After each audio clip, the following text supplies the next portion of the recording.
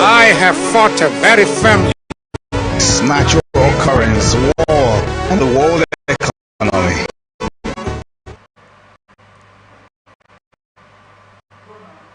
Throughout history, humanity has experimented with various forms of governance. Reflecting on these experiences, Winston Churchill famously remarked, "Democracy is the worst form of government, except for all those other forms that have been tried from time to time." Good evening and welcome to Atn Politics. Atn Politics is the network's flagship program that discusses core political trends with relevant political stakeholders. Today on Atn Politics, we'll be discussing core issues from different political landscapes. We take a look at topics such as politics. APC will claim South states, says Akpabio. And on presidency, Tinubu to appoint new ambassadors. On 2027, Kwankwaso denies power sharing agreement with Atiku Obi. Also in politics, El Rufai slams Renault as paid political mercenary. Remember, we are open for adverts, placements, news and events coverage, personality, society and political interviews, products, service promotion and commercials. You can connect with us on all our 18 socials, Facebook and YouTube, Atlantic Television Network, Instagram and TikTok, Atlantic TV Network 1, Twitter, Atlantic TV Net. Watch us live on our website, www.atlanticnetwork.tv. We're going on a short break. When we come back, ATN Politics continues and we'll introduce a guest and delve right into the stories. Stay with us. I belong to everybody, and I belong to nobody. ATN covers it all on ATN Politics today.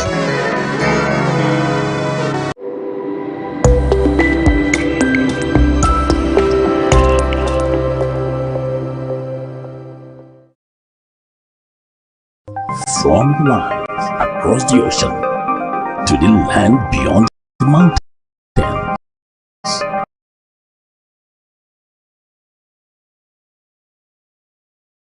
Through the Sahara, we bring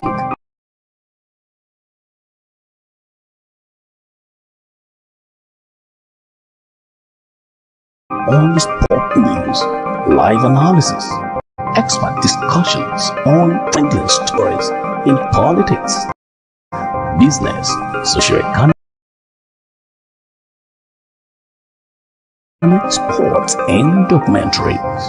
So catch all the updates on the happenings around the globe. Stay focused on the fact today, only on ATN.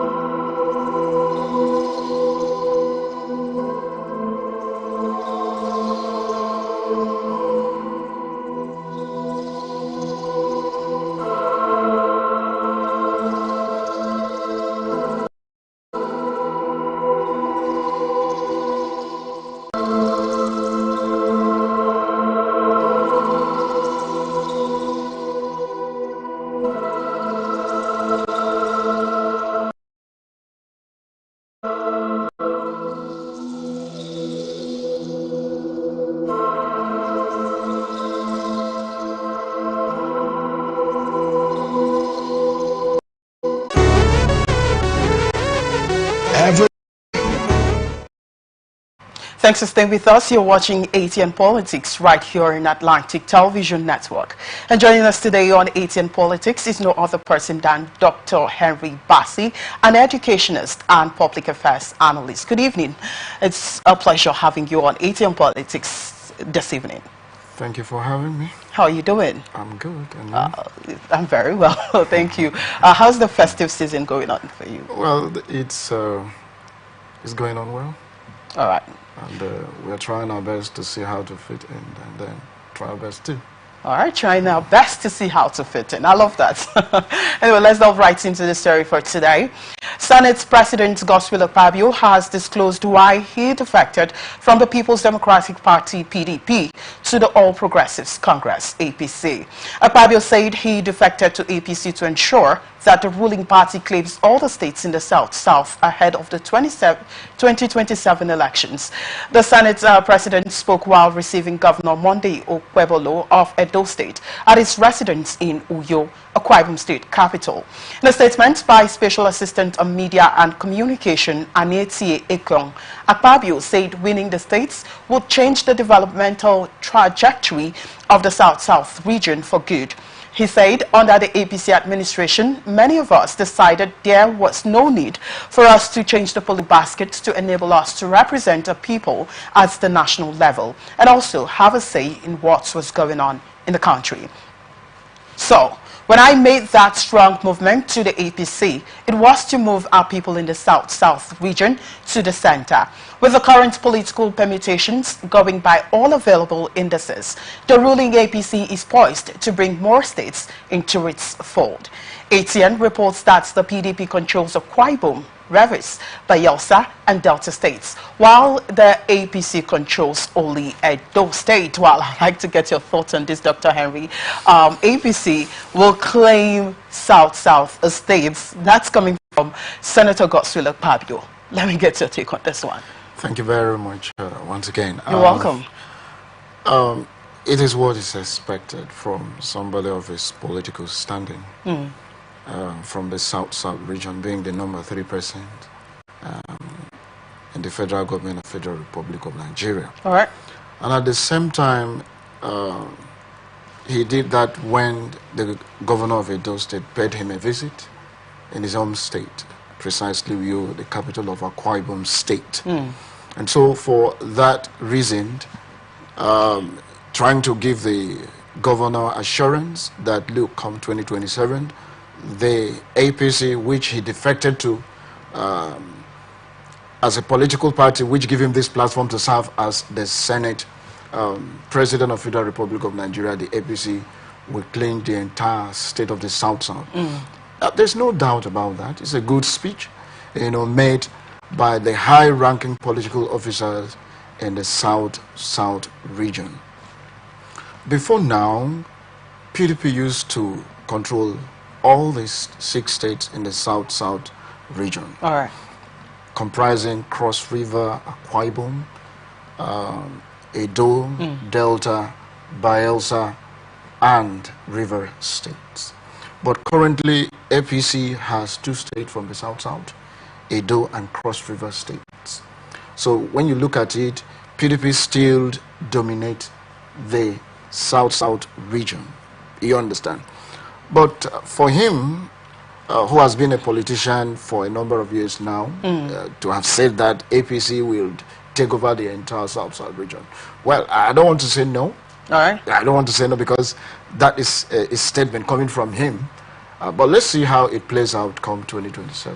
Well, our Nigerians are also questioning that. What's really going on in the PDP, party that he had to defect to APC? And he's saying his reason for defecting to APC is to ensure that the ruling party claims all the states in the South. And one would wonder, what benefits will the APC bring to the South people? Because already we've seen a lot of Nigerians, they're clamoring, they're complaining, the APC government, we don't want them. The APC government is bringing hardship. The APC government are doing all not. So one will also wonder, I'll quickly like to get your thoughts basically on why he's, leaving the PDP which to some people, to some extent, they feel they are a little bit safer, you know, compared to the APC. And now he's now leaving that party to APC. You know, I'd like to get your opinion, basically. Okay, like I said earlier, an average Nigerian politician must have self-interest first. Self-interest? Yes, first. Okay, when you say self-interest, how do you mean? Yes, what I meant is this. When you see a politician today in a particular political party, okay, and that same politician tomorrow jump ship from that political party that has brought him to power, yes, to another political party. It is clear that it is interest. It means that his interest in that political party, you know, may not be, you know, protected. All right. So he had to move to another political party to seek that redress is looking for. But at the same time, when you look at what happens politically in this country, before you take it down to the regions, whether south, southeast, northwest, and so on, PDP started first in 1999 till 2015, when they had this disagreement between the elites of the PDP and so on and so forth. Some left, joined the formation of the the APC, the All Progressive Congress, after which the party took power in 2015. And so from there till that, you can see that a number of people that has decamped from PDP to APC, my brother, it is uncountable. All right. You know, due to the fact that some of them, if you ask them why, what has prompted your defection, he said, well, my interest was no longer, you know, protected, and not also I inquired from my supporters and also seek their, you know, their input, and they said that, look, instead of us to stay in a particular river and then we'll be suffering from. So you had to move. Okay. So when you look at that, first is interest, and secondly, what will I benefit at the end of the day? So that is exactly what is going on. All right. I'd like to get more on this one. He says that the move is for them to change the political baskets to enable us to present our people as the national and also have a say in what was going on in the country. And so many Nigerians are also questioning and are also asking this question. Whilst in PDP, was it that there were no developmental strides? They were not projecting, you know, the South? You know, I'd like to get your thoughts. Thank you very much. I want to take on the present, Senator Godswill Akpabio, currently the Senate President of the Federal Republic of Nigeria. Okay. Now, he became governor of Akwa Ibom State from 2007 to 2015 under People's Democratic Party, that is the PDP. Yes. And the transformation we've seen in Akwa Ibom, those who have traveled to Akwa Ibom, seem to have brought by him, you understand. And even up till date, his developmental stride as a governor of the state from 2007 to 2015 is still there for people to see. Now, for me, I don't believe that when you are in Party A, you will do better than when you are in Party B. Now, this party is not, let me say, it's not like this building. It is a people that formed on a political party. Yes. And so, every political party have ideology. Okay. And when you look at the ideology of these political parties, does the ideology as a political party have what it takes to transform either state or nation as a whole? I think that's what we should be looking at. Okay. When he was in PDP as a governor of Akwa Ibom, he did well. There's no two ways about that. Godswill Akpabio did very well. But when he defected from PDP to APC, you understand, from the Senate, when he was in the Senate, remember, when he was in the Senate, he defected from PDP to APC while at the Senate representing the people of Akwa Ibom State at the Senate. Now, what that means is this. There was something he was pursuing. Maybe that has finally fetched him where he is today. But then, when he was appointed a minister during Buhari's second administration, that is second term in office, something happened. He was made the Minister of Niger Delta Affairs. And the East-West Road, That is one of the major problems the South-South region is having, even up to date. Right. That road wasn't completed. And it was a minister of that ministry. So what are we saying? So you were doing good when you were in that party and you moved. Your name hasn't changed. Still remaining Gospel Akpabio. Your name hasn't changed. So what stops you of replicating the same thing when you were in that party A to that party B? So as to let people know that you are that same man we know. But when you get to APC, you started doing things as if that political party has infected you with something that does not allow you to focus or do the needful that would transform the life of Nigerians. So for me, attitude of our politicians is nothing to write home about. Though some of them have little conscience. I should use that. Have little conscience. Okay. But some does not even have conscience at all. Their interest has to override the interest of the people, which is, for me, it's not a good thing. All right. This sentence this statement that the Senate President have said, Senator Godswill Akpabio, that APC will claim South states. Doesn't it sound like there's something fishy, or something fishy is going to happen come 2027, during the election? Doesn't it send a very strong message? Thank you very much. Let's start from his home state. He's from Akwa Ibom State. Okay. Akwa Ibom State is still governed by the PDP. Okay? Now, why is it that when he defected, it should have been an opportunity for him, for Akwa Ibom State to be taken over by the APC. But he lost his second tenure to the Senate, 2019. 2019. Telling you that it wasn't rosy for him as an individual to penetrate the stronghold of PDP in Akwa Ibom State. So not just a man in rhetoric statements that you have to sit down with your political associates and talk about. It is something you need to work for it. But the question here is it possible or easy for APC to penetrate this stronghold, especially Akwa Ibom State, Rivers State, Delta, Bayelsa State, and so on? Is it easy? Okay, let's expect something new or different to happen come 2027. All right, on that note, I want to our next story. Our presidency has announced that President Bola Tinubu is set to appoint new ambassadors in the coming weeks. This follows the recall of 83 ambassadors in September 2023 as part of a strategy to realign Nigeria's foreign policy priorities. Senior Special Advisor to the President on Foreign Affairs and Protocol, Ademola Oshodi, confirmed the upcoming appointments, stating that a statement will be issued soon. He said the process is expected to be finalized with Senate approval and accreditation for the new ambassadors. I think there will be statements regarding the ambassadors in the coming weeks, and the Senate and accreditation will take action to place them in the various missions around the world. The ambassadors are coming, but the most important thing we should realize is that things are being put in place for the ambassadors and the high commissioners.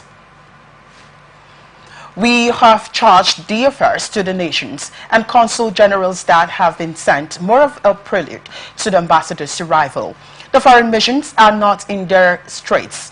The president inherited missions that were not in great shape, so things had to be put in shape and prepared for the ambassadors and their families, dignitaries, diplomats, etc. Well, Dr. Henry, let's get your take on this. Tinubu, is trying to appoint new ambassadors, as it were, in coming weeks. Well, it's the normal procedure of government. When a new government takes over administration of a state or that of a country. Okay. So things like this has to be done to make sure that administration of that particular government, is taking proper shape. Right. Appointment of ambassadors is the responsibility of the president as empowered by the Constitution of Federal Republic of Nigeria. So for me, it's a responsibility of the president to see that Nigerians are properly represented in those countries where need be.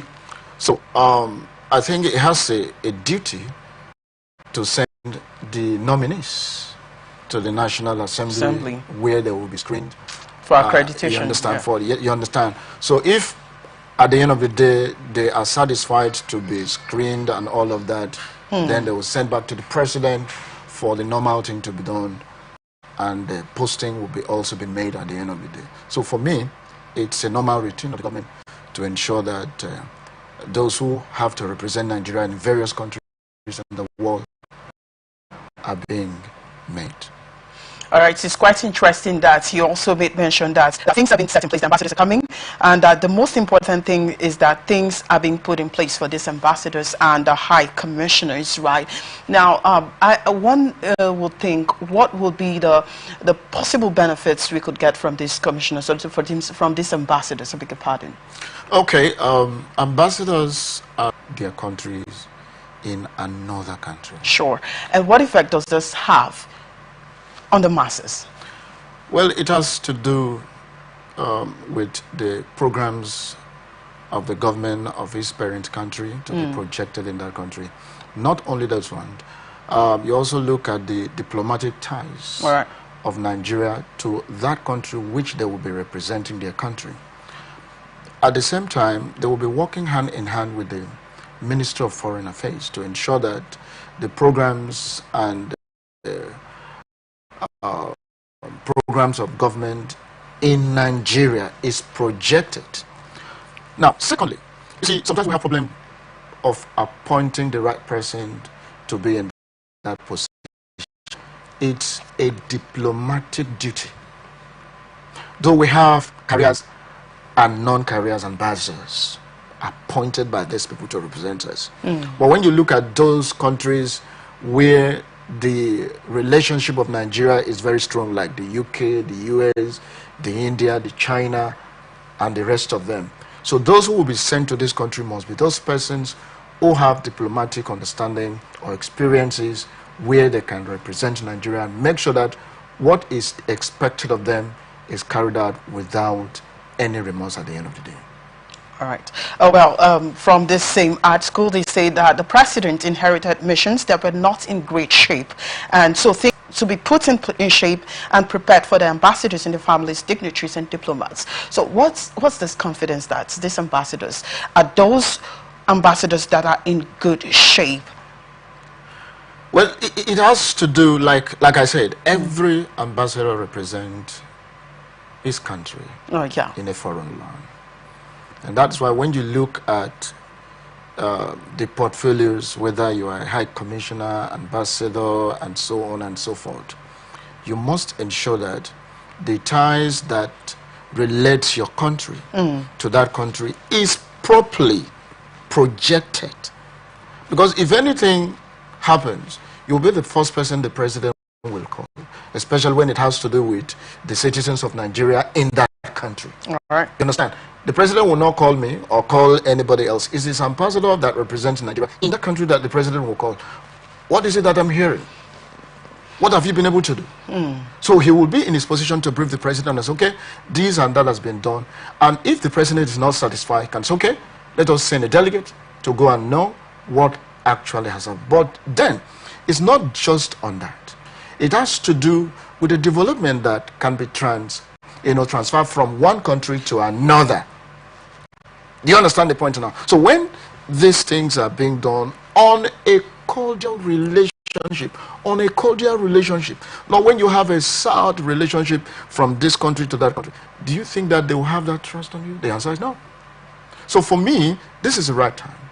Please select the right people, send to the National Assembly, let them be screened, and then post them to this country to present and project the image of Nigeria in those countries. And also to ensure that they are in great shape. Like when we talk about great shape, yes. I'm struggling to understand great shape. Now, you as a country, what have you done to make sure that you put yourself in great shape before you send your people? Because, see, it's just like what you have inside, project outside.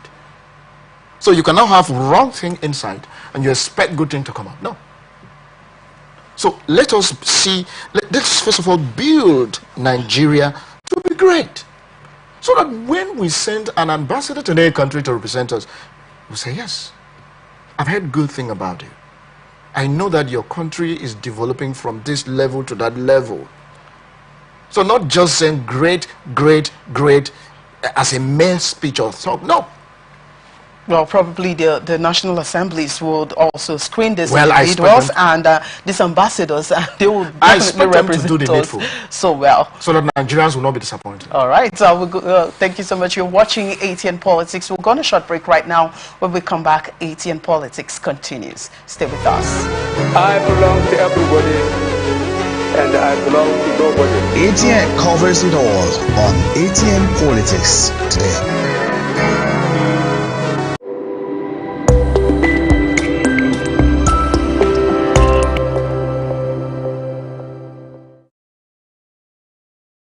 From the lines across the ocean to the land beyond the mountains, through the Sahara, we bring all the sport news, live analysis, expert discussions on trending stories in politics, business, socio-economic, sports, and documentaries. So catch all the updates on the happenings around the globe. Stay focused on the fact today.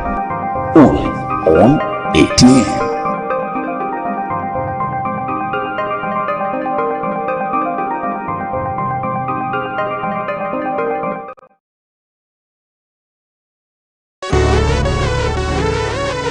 Every day our lives are changed by history.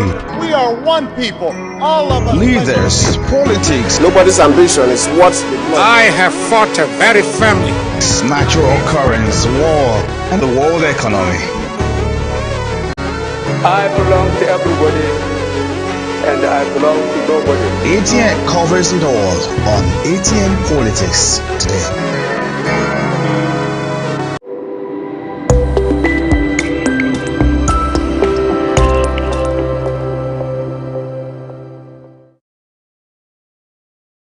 From the lines across the ocean to the land beyond the mountains, through the Sahara, we bring all the sport news, live analysis, expert discussions on trending stories in politics, business, socio-economic, sports, and documentaries. So catch all the updates on the happenings around the globe. Stay focused on the fact today. Only on ATN.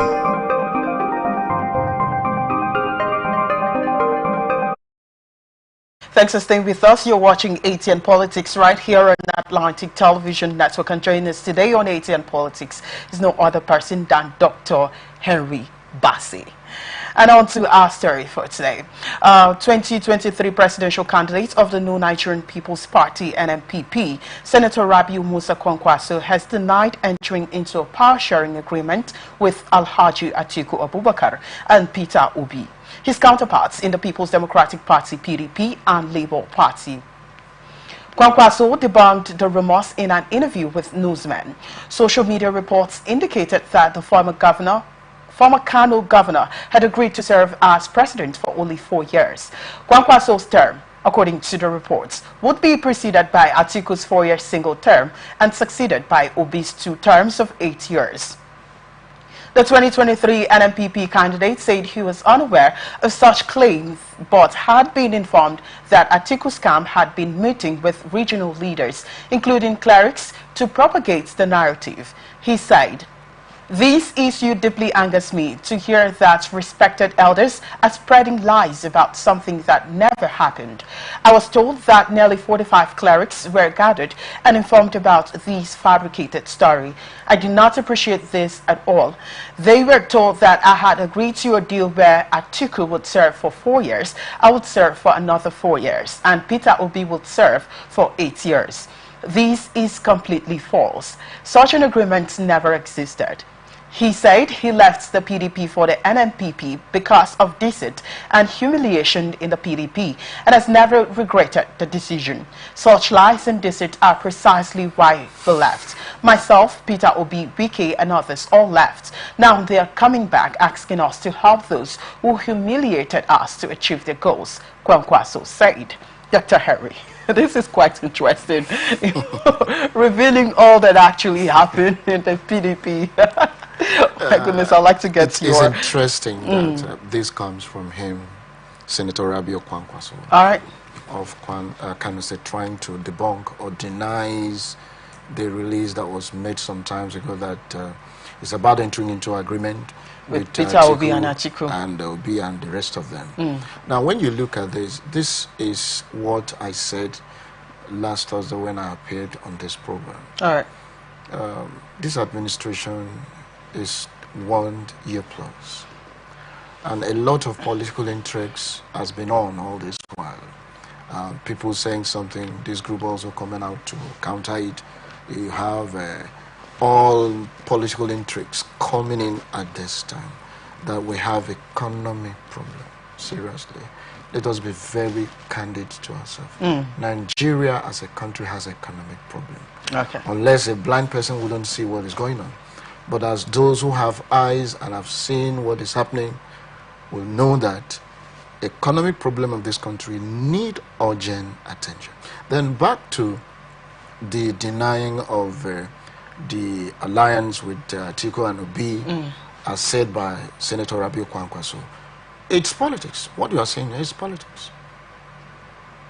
It's politics. All right. Don't be surprised. Tomorrow he might come up to say it was this and that and so on. That just like he's just saying with PDP that due to deceit and all of that. He said why he left PDP because he was humiliated and as a result of deceit that was going on.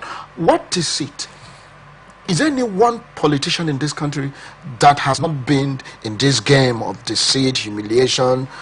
I mean, in this country? Well, to some extent, I feel a lot of people are saying that they needed these people because when we talk about politics in Nigeria, we talk about structures, right? And I feel like they are, they're just saying, okay, Atiku, Obi, Kwankwaso, join together and form this structure that is going to bring it down. But he denied it. Said political party. Yes, he denying it right now is like, just like you said, he's playing politics, right? I quite agree with you about that. Do you think that, just like you shared that, the reason why he left PDP is due to deceit and humiliation and all of that? And do you think that he did not want to, associate himself with these individuals like Atiku and Peter Obi, due to some reasons, probably could be the deceit as well and the humiliation? According to them, they said no permanent friend, no permanent enemy in politics. Okay.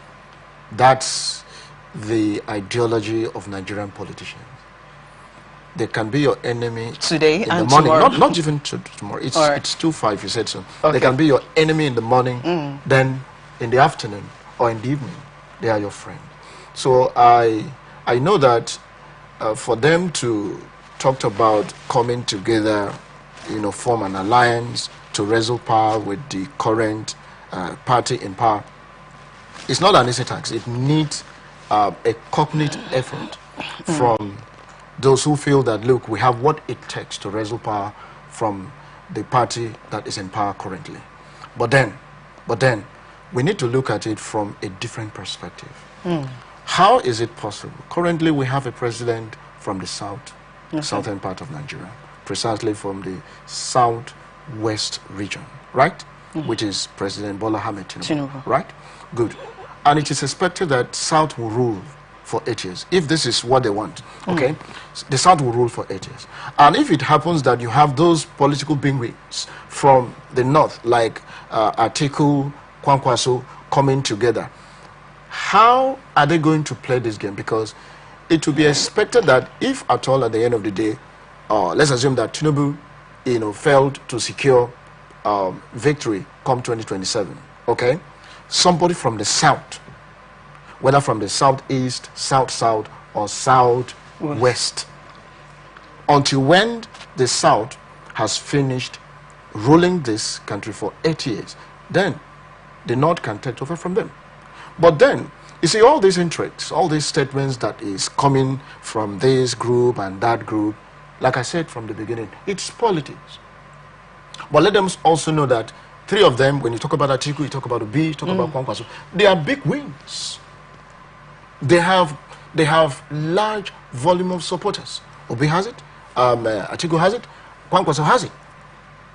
So now this is intrigues. They try to see how to maneuver, manipulate, do all sorts of things to make sure that when it is 2027, they can put themselves in that space and struggle politically. That's what they want. So when you understand these intrigues and how it is played and who are those persons involved, my dear, you will know that it is nothing but politics. Politics. All right, so let's talk about the cleric's involvement into this affairs, because he rightly mentioned that nearly 45 clerics were gathered and also informed about this false narratives that he said it is. You know, let's talk about the role of the clerics now. What role do they play, and how can this affect the political system?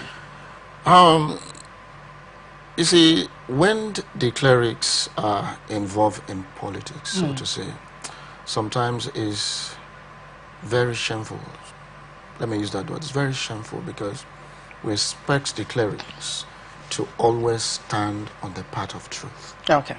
Projecting truth and say it no matter who is involved. But where you see clerics, whether that of the Christian stock or that of the Islam stock, coming together to endorse or to say, okay, we support this kind of person, that's not what is expected of them. You understand? Like now, Kwankwaso has denied this. How come you have these clerics coming together? And pushing the narrative. You understand? And pushing the narrative that we want this group of persons to... No, that is not the duty of the clerics. It is not their duty. So I don't know how they come... You see, sometimes... See, until we understand the narratives of these intrigues that politicians are bringing. So when you understand that, they can lure you in through money. Okay. It's easy for one to fall. It's easy for one to fall.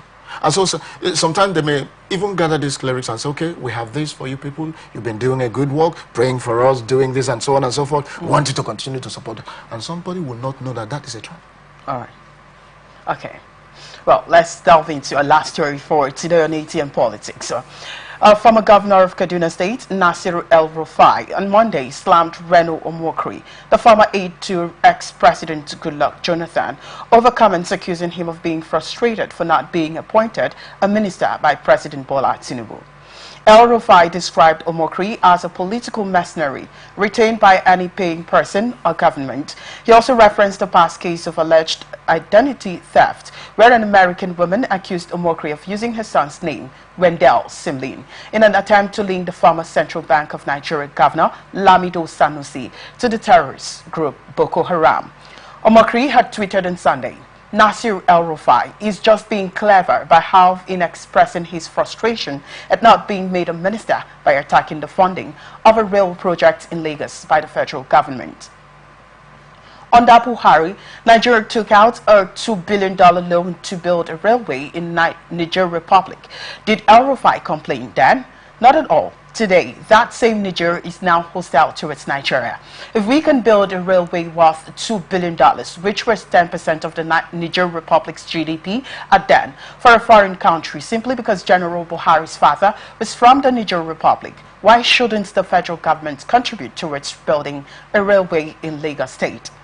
After all, 8% of Nigeria's population lives in Lagos, while 35% of our GDP comes from Lagos, which contributes 44.17 trillion naira to our economy. How much does Niger Republic contribute to our GDP?